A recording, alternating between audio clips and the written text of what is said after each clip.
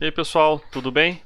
Bom, estou aqui para gravar mais uma aula prática do curso de Controle Digital de Sistemas. E essas duas primeiras aulas, tanto o Laboratório 2 quanto o Laboratório 3, eles não estão diretamente relacionados com a teoria de controle digital, salvo um detalhe ou outro, e sim com aspectos do controle em si. E isso está ocorrendo porque o nosso curso de controle digital no começo ele é um pouco lento, então nós passamos por alguns conceitos básicos, transformada Z, expansão em frações parciais e por aí vai. Então nesse começo a gente não tem muito material, muita teoria para trabalhar. Por isso as aulas estão envolvendo conceitos mais genéricos, digamos assim. Então, enquanto o laboratório 2 foi aprender a simular numericamente um sistema de controle em malha aberta e em malha fechada, usando um modelo não linear, considerando efeitos práticos e por aí vai. A aula 3 ela envolve a identificação de sistemas. E a gente vai fazer isso de duas formas, né? Só lembrando, a identificação ela envolve, a partir de uma estrutura de modelo conhecida, determinar os parâmetros. Então, por exemplo, eu sei que meu sistema tem dois polos, no caso subamortecido. Eu posso fazer a identificação desses polos usando os critérios da resposta subamortecida. Então a gente vai fazer essa aula exclusiva para identificação de sistemas. Então a gente vai fazer isso de duas formas diferentes.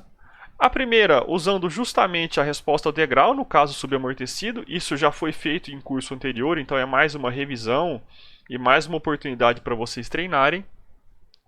E a segunda é usando o System Identification Toolbox do MATLAB. E por que a gente vai fazer isso? Porque essa toolbox, né, essa ferramenta, ela nos disponibiliza alguns métodos mais avançados de identificação.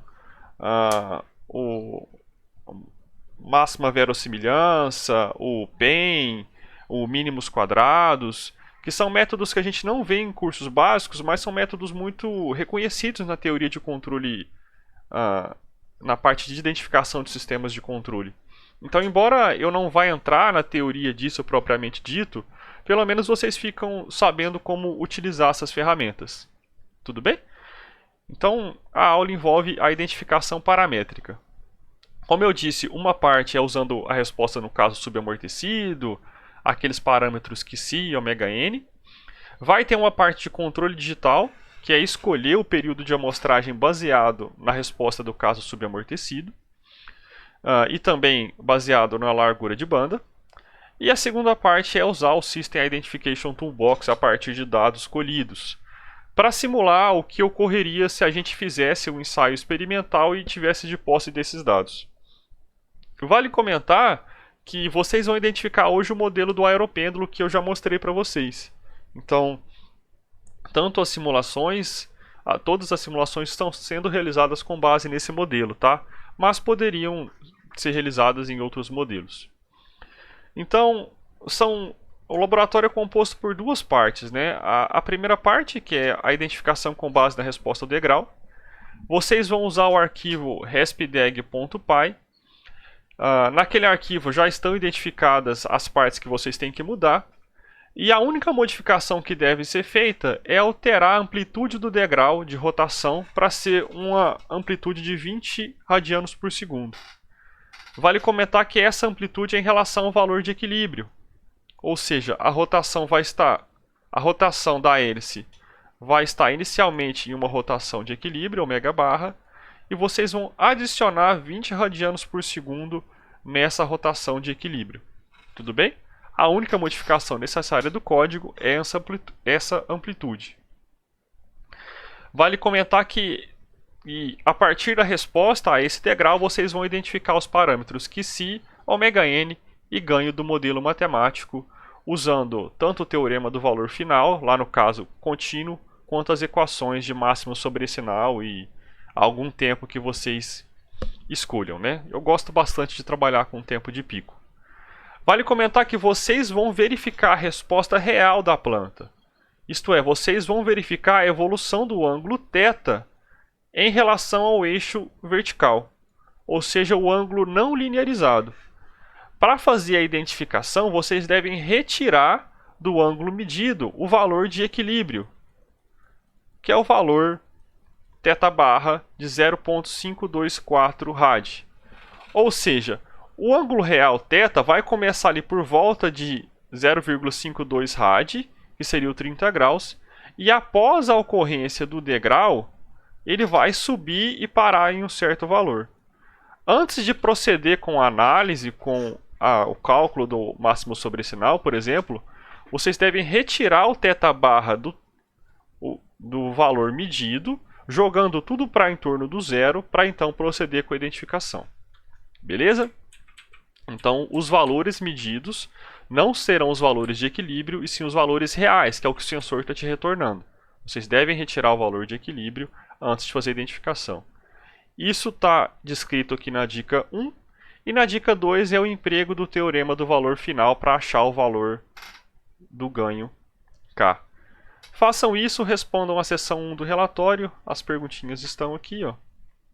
Então, você tem que apresentar a resposta ao degrau de 20 radianos por segundo, determinar a função de transferência G de S e escolher o maior período de amostragem de acordo com a resposta observada. Esse período aqui vai ser calculado usando lá o teorema de Nykst, ou o teorema da amostragem, dá uma olhadinha na teoria, e depois descrever qual período de amostragem vocês vão utilizar na sequência do laboratório. Então, notem que são dois períodos de amostragem diferentes.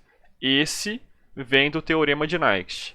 Esse aqui vem das regras heurísticas que vocês aprenderam. Isso encerra a primeira parte da aula, né?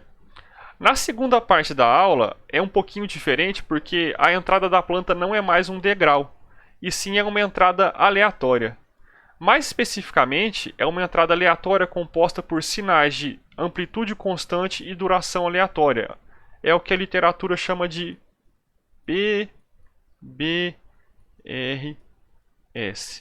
Pseudo Binary Random Signal. Então, é uma entrada que fica mais ou menos assim, é uma sequência de pulsos de mesma amplitude e duração aleatória.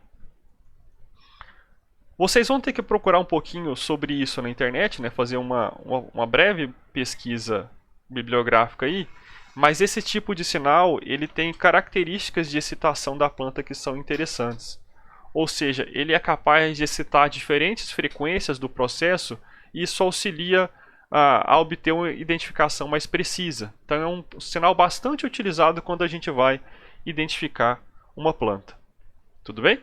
Então vocês peguem o arquivo resp.ent-aleat.py e ele vai ser utilizado para identificação do sistema.